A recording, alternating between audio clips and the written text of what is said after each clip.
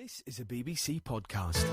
You can get all our podcasts and our terms of use at bbcworldservice.com/podcasts. Hello and welcome to World Football on the BBC World Service. I'm Alan Green. Coming up, with Paris Saint-Germain utterly dominant, is French football boring? We speak to PSG's David Luiz. I want to be champions as soon as possible. We are working that high level to win every match. So it's boring can be boring for other people. For me, not. We are at the top, we win every single match. So it's not boring for me. We're in Brussels, the latest stop on the FIFA presidential campaign trail, or at least it was supposed to be. Prince Ali wrote a letter withdrawing from the debate. We then went from having three candidates, a global broadcast, another candidate who'd provided a video, to having one candidate and no global broadcast. So it was quite funny, very FIFA-esque.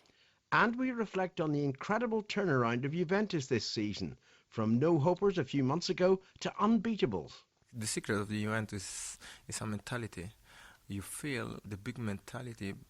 Nobody can joke in that side. So you have to work hard, and you feel the pressure. But first, David Luiz admits that Paris Saint-Germain's dominance has made French football boring. But he says he doesn't care as long as they're winning. PSG go into this weekend's matches a massive 21 points clear of their nearest rivals, Monaco. They also have high hopes of winning the Champions League. Next month, Luiz and his teammates take on Chelsea in the last 16. PSG's Qatari owners, Qatar Sports Investments, have pumped hundreds of millions of dollars into the club since taking over in June 2011. And Luiz says the French champions are now planning to dominate European football. It's always difficult. Many clubs in the world has 30 years, 40 years philosophy, playing football. Everybody every day wake up to training, to be the best team in the world. But of course we have a great opportunity PSG has now in the moment, with many fantastic players, with the fantastic coach, fantastic president, the philosophy. So of course we can do great things. But we need to keep our feet on the floor and remember, in the other side always has someone working also. It is fair if I say that PSG makes the championship, the League One, a little bit boring because you are too good? No, I think this season we started very well, and the other clubs didn't start so good. That's why the difference now is big. So I want to be champions as soon as possible. We are working that high level to win every match. So it's boring can be boring for other people. For me, not. We are at the top, we win every single match. So it's not boring for me. But you play at Chelsea, where there is Manchester United, Manchester City, Arsenal. Competition is healthier for the championship. I think it's a bit different. They, like you told, has more clubs with the possibility to win the title. But also he has great teams like Marseille, Lyon, Monaco. So always it's difficult to win, my friend. Here in England, it's not easy to win one match, especially to win a league. Champions League coming soon.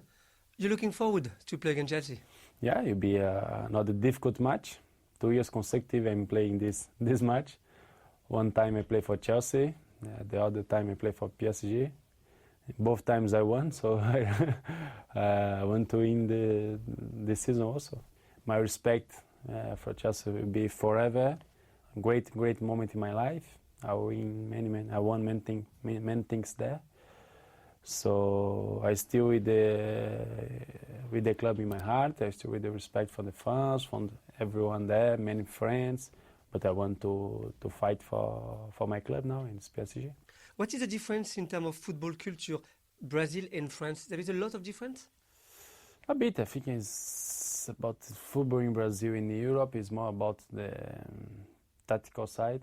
It's more different. It's our culture. Our culture is more individual games or these kind of things. And in Europe, they start since when they are young to have lessons from 4-4-2, this kind of tacticals. I think it's more about this. The culture in Brazil is if you're born a boy, You want a ball. If you're born in girl, you want a ball and you try a ball. If you're not good with the ball, you can play with the other things. So we grow up in this way, but they enjoy. I think also it's not just in the football. One thing I think when we are father or mother, you need to let your son to enjoy. And in Brazil, it's like this. They let the kids enjoy with the ball, enjoy this. It's not about discipline. You cannot go there. You need to pass the ball. I think when you have 10 years old, 12 years old, you need to enjoy and you need to be a kid. You cannot be you need to be a kid, to be a child. It is why you, on the pitch, you are always smiling. You are kind of... I'm just thankful for God because my life changed with football. And that's why I smile all the time, because now I'm enjoying the things I was doing when I was young. Paris Saint-Germain are in a lucky position. They almost can buy any player they want. So it's good for us, no? David, one player you would like to play with in the future? To choose one player? I don't know. Maybe Pele. Why Pele? Was the best, huh? We went to play with the best player, so was the best. So I wish to have the opportunity to play with him, to see that by my eyes. Because I didn't have opportunity, just videos, this kind of things. My last question, what are your long-term dreams? In life, to have a great family one day and to have many, many kids. Professional side is to win everything with Paris, to continue here. I'm very happy to be here. And maybe after football, I love football so much, so maybe to be a coach or something like that. And you're not afraid of stress, because to be a coach, it's very stressful. Yeah, maybe. Sure, I have this in my heart. I don't have kids now because I love football so much. So I need to be focused on the football. So because if I have a kid, I put football in the second plan. So that's why when I stop football, for sure, and I hope I have so many kids, so I don't know if I can choose to be a coach or not, because it'll be a lot of stress. You need to be away, you need to be traveling as a player. So let's see. That's the Paris Saint-Germain and Brazil international David Luiz speaking to World Football's Claude Acheva. Let's stay in France and focus our attention on the second division team Le Havre. The country's oldest surviving football club is pushing for promotion, and the fans, who call themselves the Barbarians, have a couple of Americans to thank. Last year, Le Havre was taken over by the American businessman Vincent Volpe. He recruited the former USA and Egypt national team coach Bob Bradley, who's been working in Norway. James Montague travelled to Le Havre to find out more about the club's new American influence. Well, I'm on the pitch at the Stade Océan, which is the stadium of Le Havre, which is second division French club. They're having quite a good season. They've only lost once in the past 11 games, and that's largely down to the fact that they've got a new coach, and that coach is the former US national team coach, Bob Bradley. Now, he's just been in Norway, where he took Stabæk to a third-place finish, an incredible achievement for such a small club, made it to the Europa League qualifiers, but rather than rest on his laurels, he's decided to come to a club that's been recently bought by an American owner, and he hopes will join the big boys in League One and the likes of the PSG next season. It's another challenge, so you come here, the goal is League One. I've been through this enough to know that there's two parts. There's always the winning and the points and how can we get to League One, but in order to actually make that happen, there's the day-to-day part of how do you become a better team. And so far, 2 months and long days. In the staff, we have great discussions, but it takes a long time to make sure everybody's on the same page. You've got the football part. How do you play? When you have the ball, do you need to go to the forward quicker? When you lose the ball, do you press? Do you drop? But as you're working through football details, there's a bigger part of establishing an identity and a mission and a purpose. Who are we? When we step on the field, what are we all about? We understand each other, and that when players come in every day, they're excited for training. They're excited for the kind of environment that we create together. This is all part of what your identity is, and so you have to try to chisel something out that everybody can feel part of.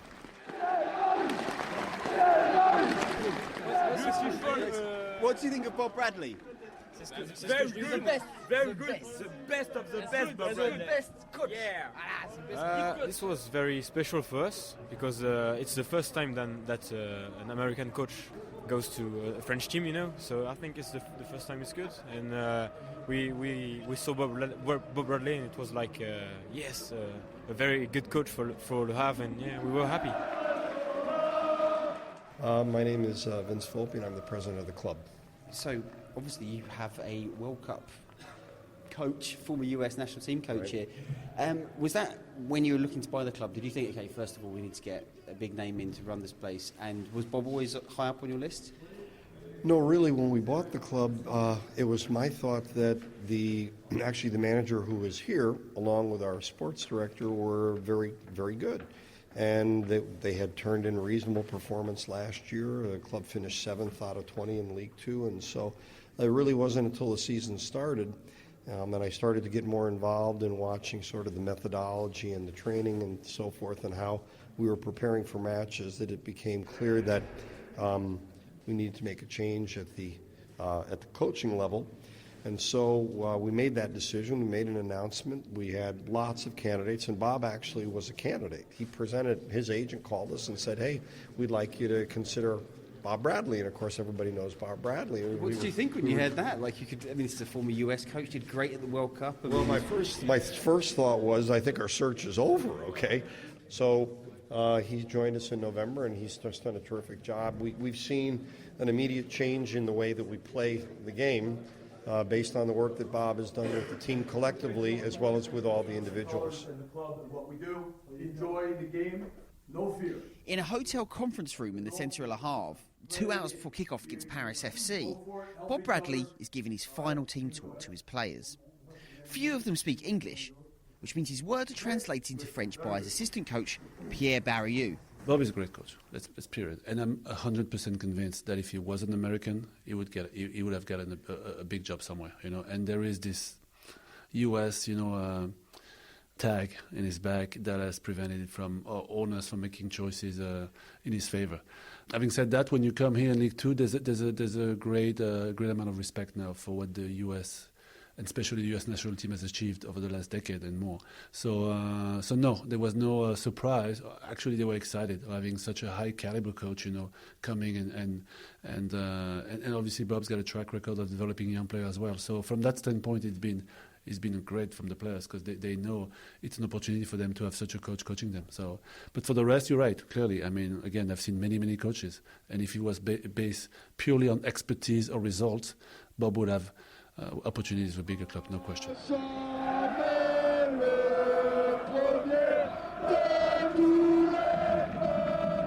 There we have the kickoff, and Le Havre. There's probably about 8,000 fans here, but this is the oldest football club in France, and it has British roots. This club was founded by two students from Cambridge and Oxford, and they still wear the same colours from back in those days. And they have a song before every match, which is the British national anthem, but just with different words.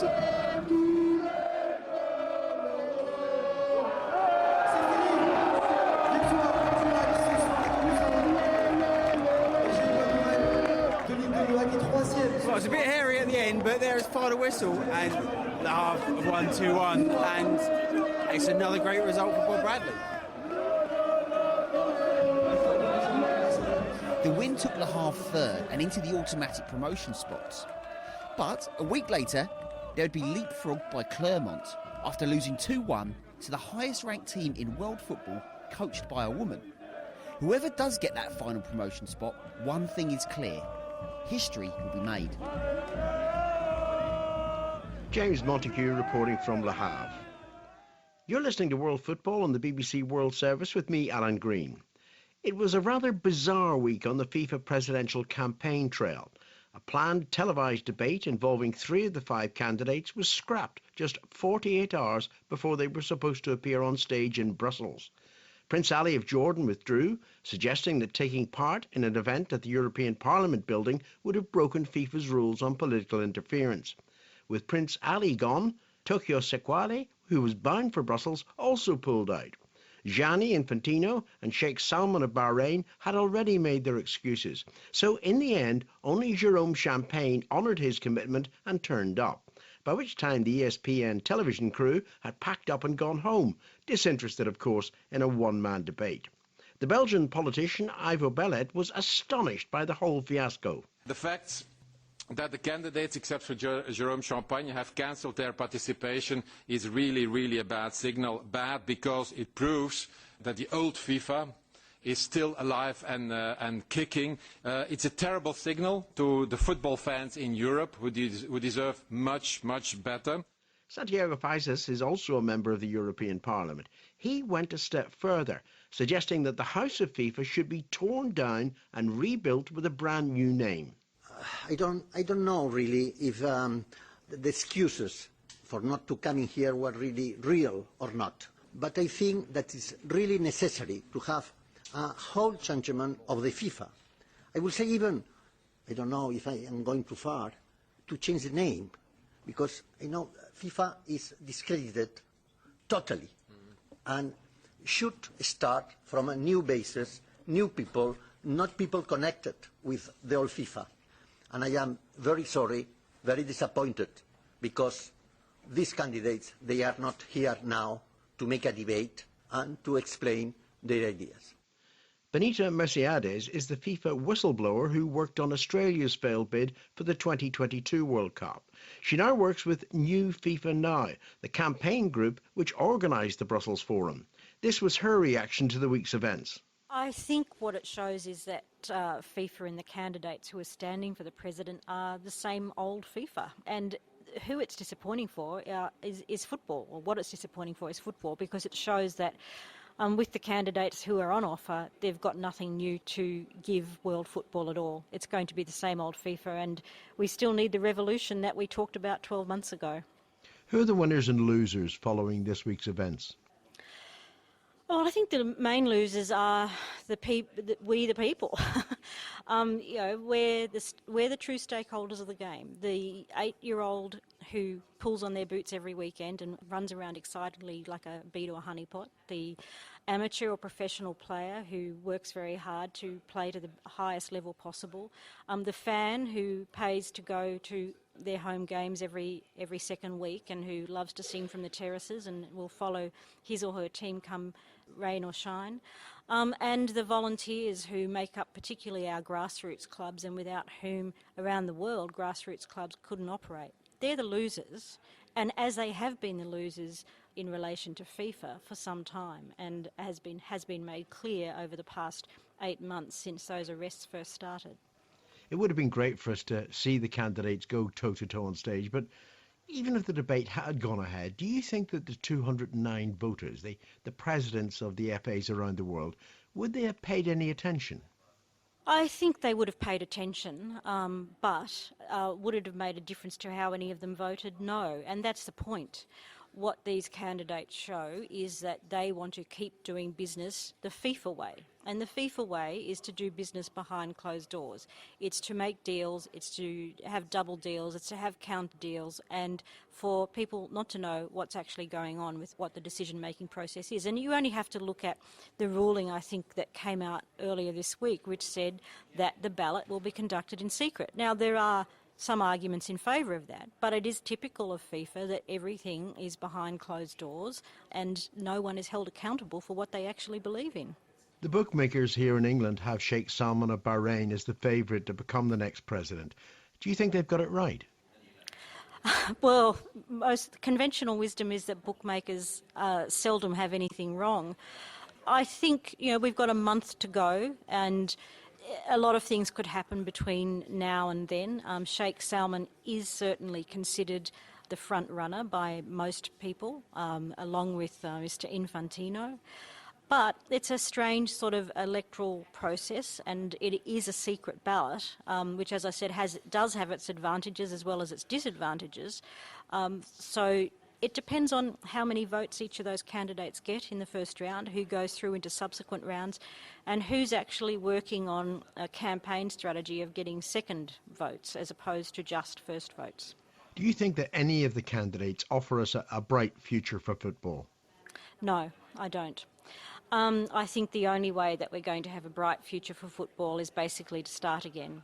And FIFA, world football, is at a point where it needs a game changer, and it needs a game changer that has a break from the past. And none of the gentlemen who are standing for president or running for president represent a break from the past. That's Benita Merciades from the campaign group New FIFA Now. So, as she said, the only FIFA presidential candidate who did turn up at the European Parliament on Wednesday was Jerome Champagne. But can he convince anyone that he's the right man to lead FIFA? After the debacle in Brussels, World Football's Mani Jasmi caught up with Jerome in Paris to find out how the campaign is going.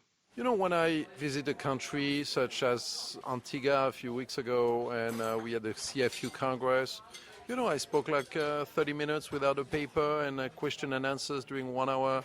3 federations immediately stood up, Cuba, Dominican Republic and Haiti, saying we support Jerome Champagne, and I could see the way they were so relieved to meet someone, a candidate who knows their problems, their difficulties, a very refreshing way of talking to them. That's exhilarating to some extent, but of course in a campaign you have good moments and bad moments. And what have been the bad moments? Bad moments, like for example, we are here today in Paris, and I've just learned that while I'm here and while I met the president of French FA this morning, asking for the possibility to present myself again to the members of the French FA Executive Committee, he has sent a letter saying that he would like to vote for one candidate and without presenting myself. I tell you, I didn't expect the French FA to vote for me because I know the connection with Michel Platini, but the president of League One, the first-tier club association, the president of the Players' Union expressed their wish that they would vote for me, saying that my program is fitting better the needs of the leagues and the needs of the players. And in spite of that, I was not able to be auditioned, and I've just been informed that the president of the French League wrote back to the president of the French FA saying that for them the best candidate is Jerome Champagne and not Gianni Infantino. How stressful is it to work in these circles? Of course, it's frustrating. It's exciting. It's an emotional roller coaster, Manny, and you have good moments. You got bad moments, more good moments than bad moments. For example, this morning I met Lilian Thuram, you know, the world champion of '98, and this guy is fully supporting me, and that's exciting. But you know, you have moments where you see the intricacies of power and struggle and jealousy and individual problems, and sometimes it's difficult. Would you consider entering into a deal with one of the candidates, pooling your votes together and you becoming a general secretary if he becomes president? No, we're not there. You know, as I said, a lot of things will happen, and it's not what I want to do. I want to run for the presidency, and that's what I'm doing. There are 4 weeks to go before the election. What do you anticipate the next month to be like? You know, in politics, we used to say that in politics, a week is a long time. So in FIFA politics, 2 days are definitely a very long time. A lot of things can happen. Look at where we were on the 29th of July when some people were already distributing the positions between FIFA, UEFA, the German FA, and they were, in fact, kind of looking at the various offices in the FIFA building to check which one they were going to take. All of them are now either suspended or have to resign.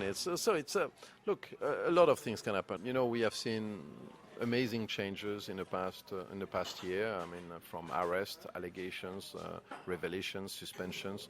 It has changed tremendously. So if it would continue changing in the next 4 weeks, I wouldn't be surprised. The FIFA presidential candidate, Jerome Champagne, speaking to Mani Jasmi. Finally to Italy, where after a dreadful start to the season, Juventus have hot-footed it back into the title race. Victory against Roma last Sunday means they've now won 11 league games in succession. They're currently in second place in the league, which would have been unthinkable just a couple of months ago. Juve also defeated Inter Milan 3-0 on Wednesday in the first leg of their Coppa Italia semi-final. And there was another reason to celebrate this week. It was the 38th birthday of captain and goalkeeper Gianluigi Buffon. He felt it necessary to spell out his retirement plans, telling the Italian media that he wants to hang up his gloves after the 2018 World Cup. Despite his move to West Ham United, the former Juventus defender Angelo Ogbonna still has a soft spot for his former teammate and his former team. Yeah, I follow always Juventus. was my home, Juventus and Torino, so I follow them, and it's a big team. The secret of the Juventus is a mentality. Mentality of the Juventus. When you enter in Juventus place, you feel the big mentality. Nobody can joke in that side. So you have to work. You have to work hard, and you feel the pressure. Pogba, lovely from Pogba. Dangerous looking ball into Mandzukic, who turns it in. And Juventus lead by 1-0. It's a good team. It's really good team. I think this year Juventus win the league again. It's mentality, no? And that's why. Petkoff will break into the corner angle of the area. Tried to catch Buffon at his near post, but the world's most expensive goalkeeper wasn't going to be beaten. The best player, a lot of player. Maybe the best is Buffon. For me, the best keeper in the world is Buffon. Maybe because now he's old, everybody look for a young player, but you can learn a lot of things for Buffon. Not just because he's a good keeper, but because he's a really good captain, really good leader and good person. The West Ham defender Angelo Ogbonna talking about his former club Juventus and his former teammate Gianluigi Buffon. That's all for this week. Remember, if you want to download World Football, just go to our website. That's bbcworldservice.com/worldfootball. Do join us again at the same time next week. Until then, always remember, World Service, World Football.